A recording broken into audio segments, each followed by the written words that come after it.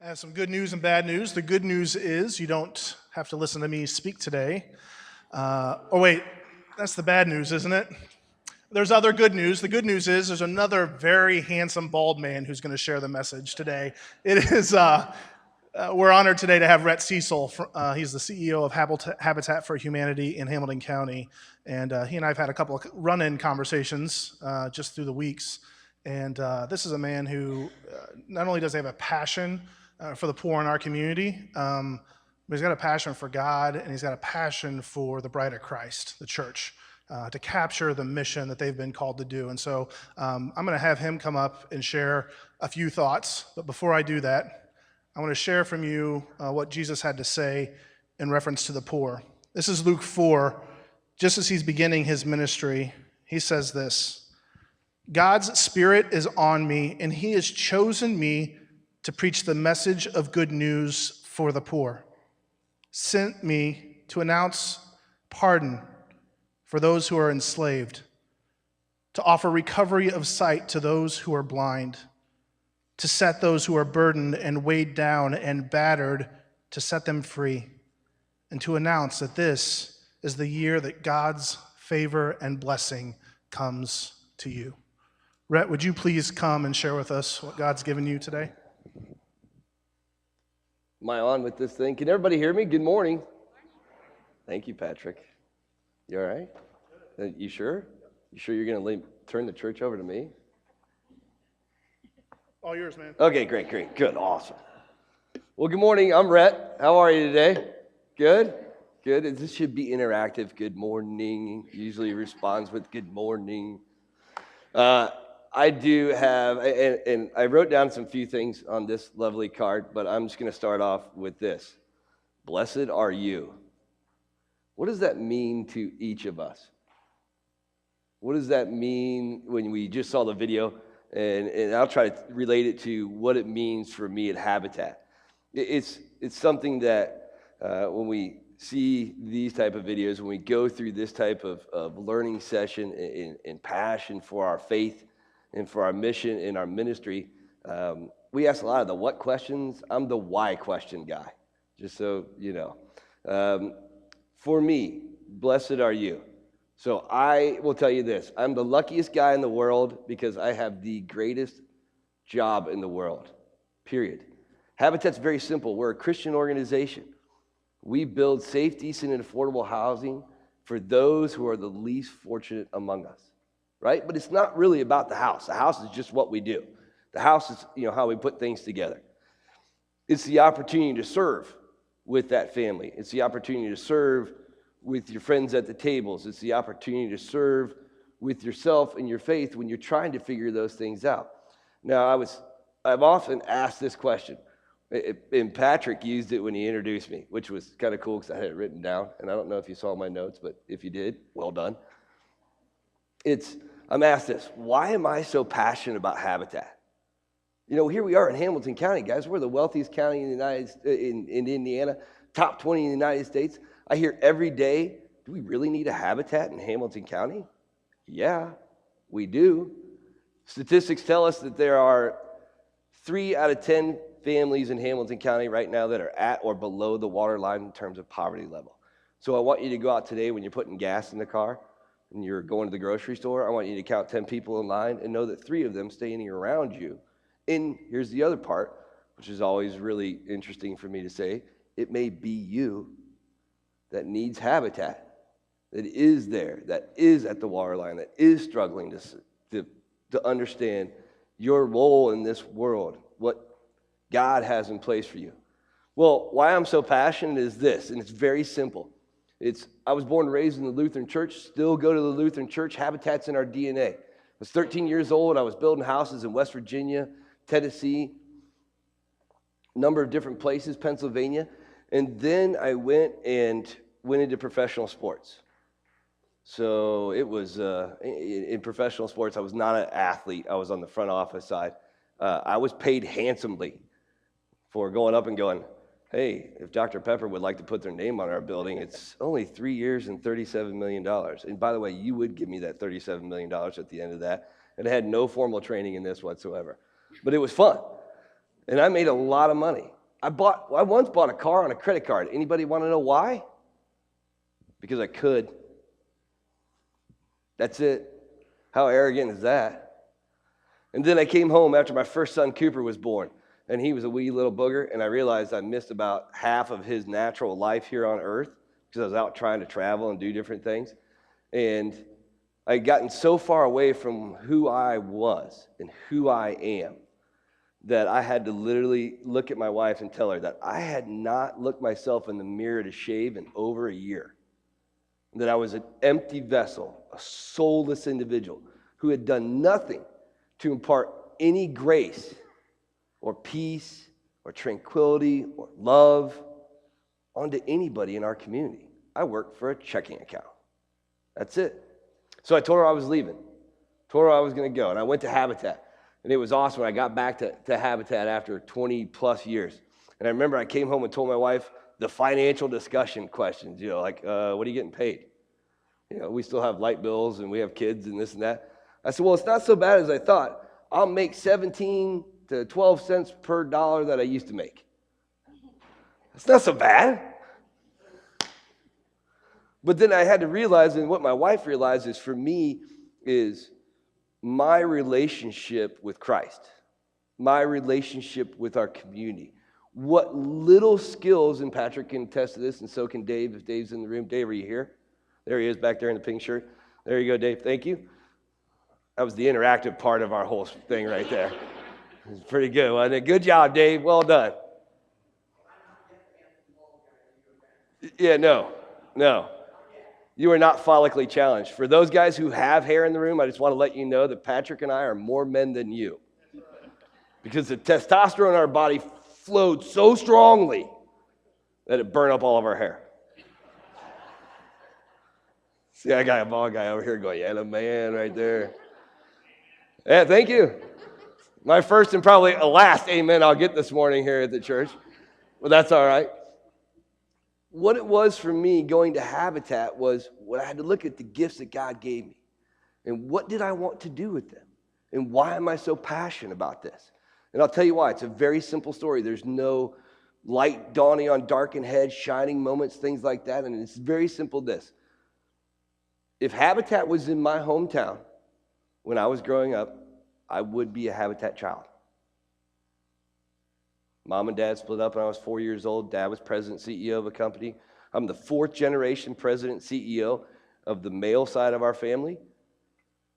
Well, when Mom and Dad split up, right, I have 5 older sisters. My oldest sister is 7.5 years older than me. You got, 5 other ones jammed in there, right? All the prestige went with Dad. All the work went with Mom. I know, honey, I try to be a better speaker, I swear. Although I am a Colts fan, so take it easy on me. I remember the church feeding us. I was sitting there and thinking about, what was my poorest moment? What was that moment? Where was I lost yet found? That's when the church dropped food off at our house to feed our family, right? So when I came back and finally got out of sports and I had to look at my wife and had to figure out what I wanted to do with life, well, it was pretty easy. It's Habitat, our mission statement, well, we have one mission statement. It's like literally a page long.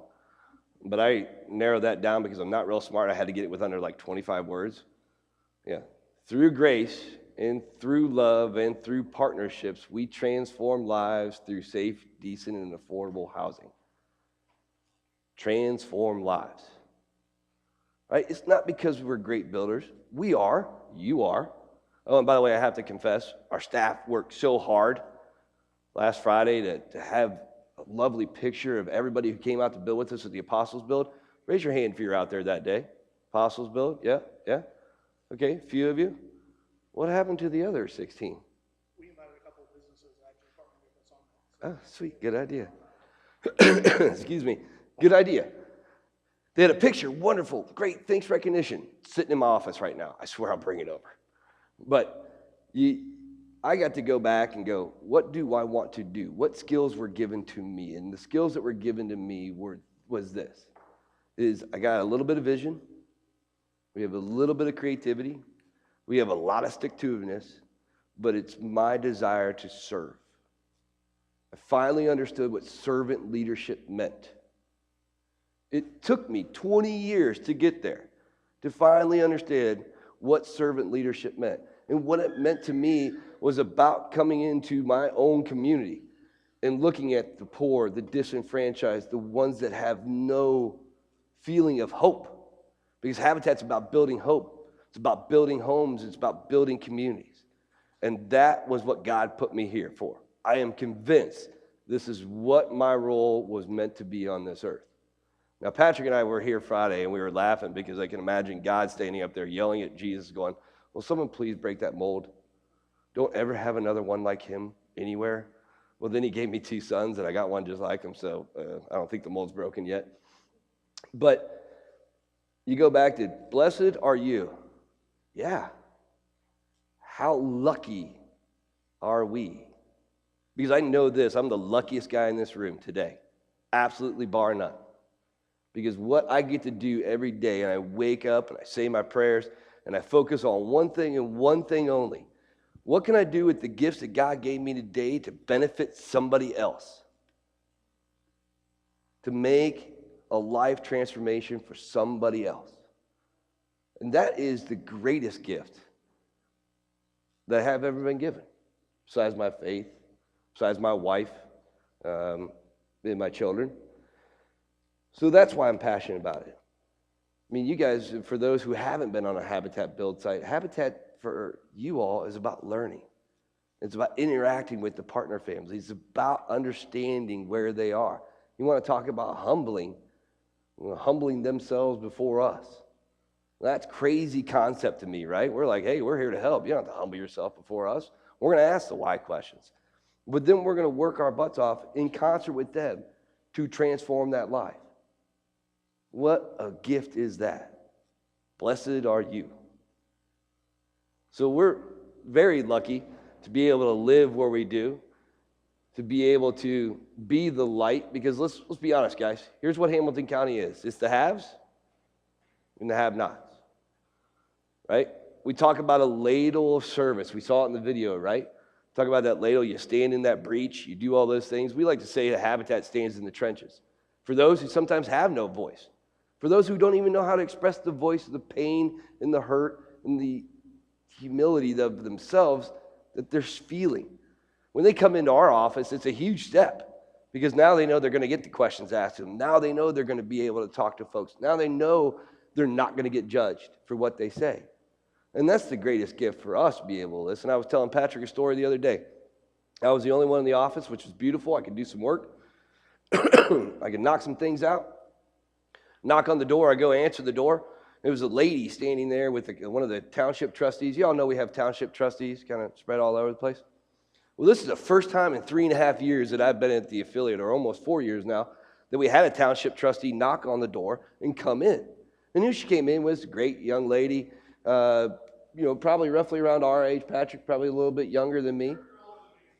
Oh, I am? How much? Significant? I'm svelte. Svelte. My wife said, that's what you're wearing to church today? I'm like, I could have gone in flip-flops and no one would have cared. Yeah. She's like, no, you represent our family. I'm like, oh, and Habitat, don't worry about them. But she walked in the office, right? And she kind of was looking at me. She finally just locked in on the eyes, and I had her pre-application, all those things that you got to start gathering, those things, all the paperwork stuff that Habitat has us do, right? And I said, why are you here? Tell me about you. Well, when you ask those questions, right, you immediately come off the pedestal or whatever we think we're on, and you're right down with her, right? It's a really simple question, but it's one that when you look at servant leadership and you look about experiencing what those least among us, and they're here, guys, what they experience, what they want to talk about, it's a great way of doing it. Well, then I asked that question, and I was not prepared for the answer, which I think was God's inside joke on me. I haven't figured it out yet. He hasn't clued me in, but it was pretty cool. She goes, well, I've been here for 12 years. I came over with the United Nations and immigrated to the United States. I said, okay, well, why? And she goes, well, after the Taliban murdered my husband in front of me and I was 8 months pregnant with twins and my 4 other kids, I decided to hike over the Hindu Kush with my burqa on just to get to Pakistan. And once you crossed the border to Pakistan, I took my burqa off and went to the United Nations, and they took us all and stuck us here. Oh, okay. Sounds cool. Okay. And she's like, yeah, I've been here, the last 12 years. I've worked at Walmart. And, my 2 sons, my oldest, are in college. They're both full-time work. And I've got these young kids, and I'm thinking, oh, holy cow. Because I just spent probably the half hour before that complaining about this or worrying about this and not letting God in to solve the problems because I think I had all the answers, right? We all have all the answers. Yeah, right? I was going back to standing there and looking at myself in the mirror after she left and went, oh, okay, I really don't know anything. And that is when you're standing in the habitat world, when we don't know anything, but we know we have to serve, that's where faith comes in. Blessed are you, the believers, the workers, the ones who will stand in the fray, who will stand in the trenches. For those who have no voice in Hamilton County. Look, guys, it's pretty simple. When Patrick and I were talking on Friday, it came down to this. Habitat for Humanity of Hamilton County has the responsibility to build communities.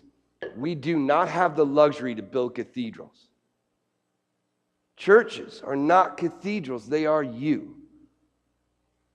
Servant leadership is not Patrick, it is you. Habitat homes are not built by me, they're built by you. It is the greatest gift we can receive of giving, of transforming a life. Give painfully, and that doesn't always mean money. Now, you got a Habitat guy stand up in front of you that doesn't expect to, ask for money. Yeah, I'm asking for money, but it's just not today. I want you to think just a couple of things, and I'm going to wrap it up because I could go on for hours, literally. And Dave's back there probably nodding his head. Yep, see, there he is. Look, my very own, bobblehead right back there, Dave. He had coffee with me on Friday morning before I came over here, and he was like, I got to go, dude. Seriously, you got to stop talking. I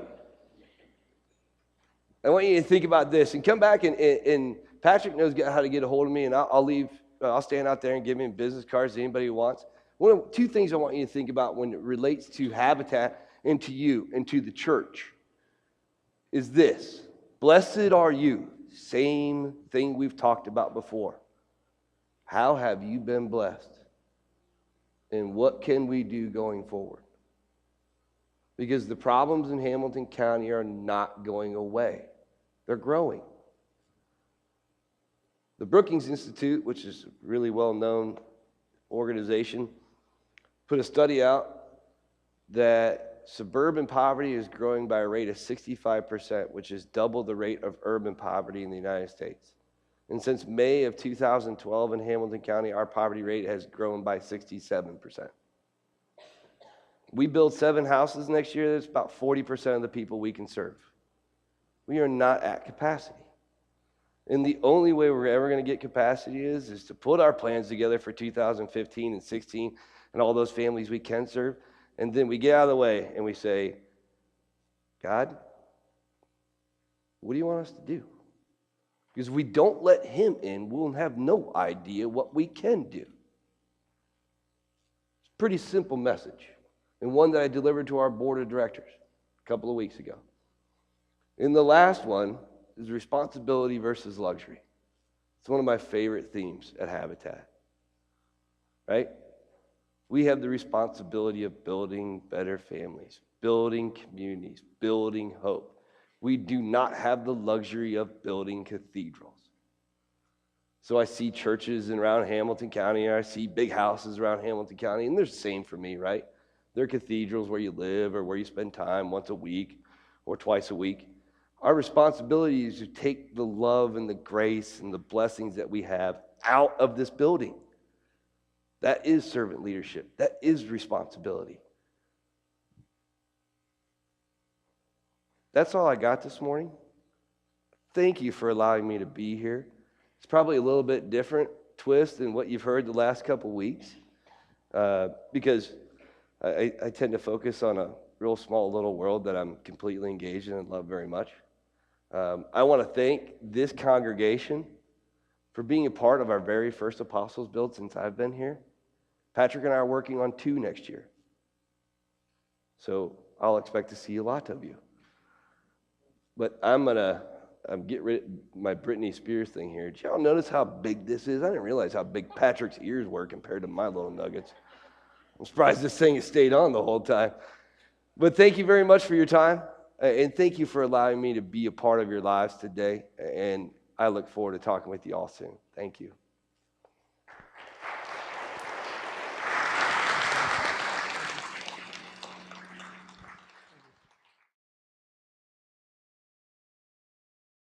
We talk about relationships, and we talk about community, and we talk about stories a lot here. And Rhett, you were right on with where we've been. So not your message tacked on perfectly with what we've been talking about.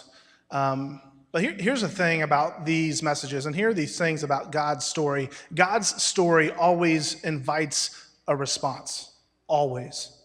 People hear the message of Christ speaking, and they respond. They're called to respond. And so we move into this time in our service where this is a chance to respond to what's been laid on Rhett's heart and what's the Spirit has prompted within you, within your mind, within your heart, within your spirit. And so as we come into this time, I want you to take a moment to just think and pray about what you heard. And then we're going to invite you to respond in some way. And understanding that sometimes a response, we can just ignore the message. That is, unfortunately, a response. Go ahead, you're fine.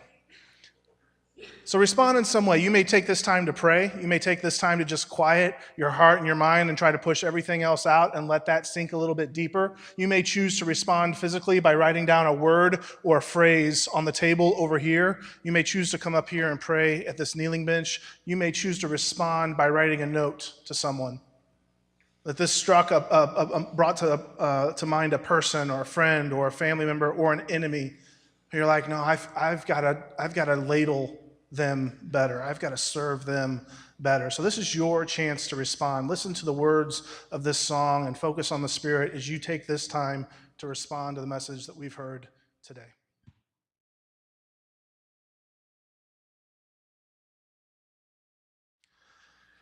May you go out as those who have the message written upon your heart to share with those who are poor, both fiscally and poor in spirit, and share with them the hope and the message and the community that the kingdom of God is ushering in to this community.